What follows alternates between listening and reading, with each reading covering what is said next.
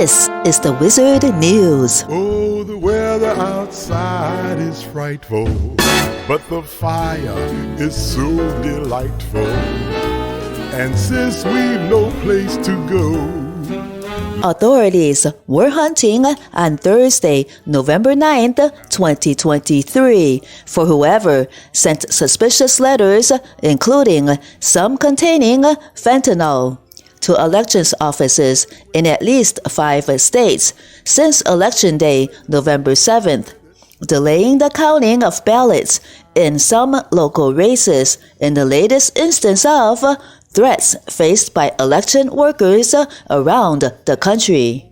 The letters were sent to elections offices in the presidential battlegrounds of Georgia and Nevada, as well as California, Oregon, and Washington, with some being intercepted before they arrived. 4 of the letters contained fentanyl, the FBI and U.S. Postal Inspection Service reported.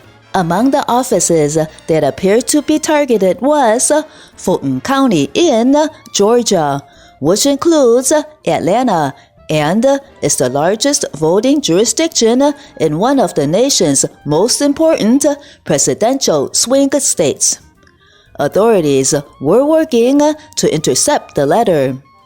Officials were sending the overdose reversal drug naloxone to the office as a precaution. An incident in Lane County, Oregon, prompted officials to close the office and delayed an afternoon pickup of ballots. Authorities in Washington state said 4 county election offices had to be evacuated as election workers were processing ballots cast in Tuesday's election, delaying vote counting.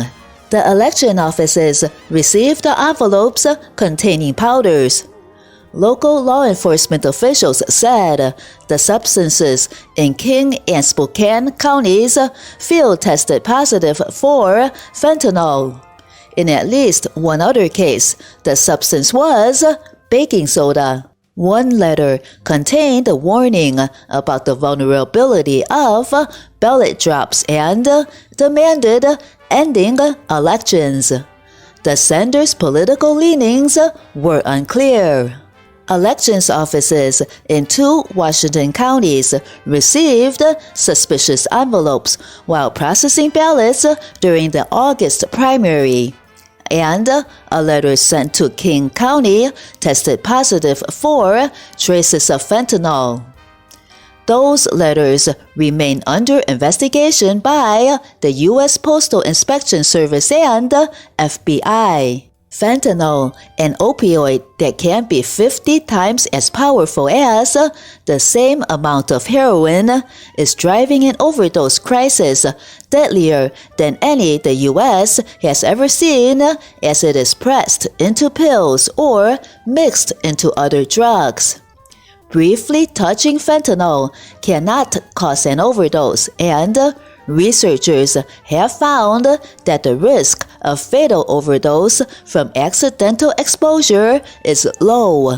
Jean-Marie Perron, director of the Center for Addiction Medicine and Policy at the University of Pennsylvania, said studies simulating exposure from opening envelopes containing powders showed that very little, if any, of the powder becomes aerosolized to cause toxicity through inhalation.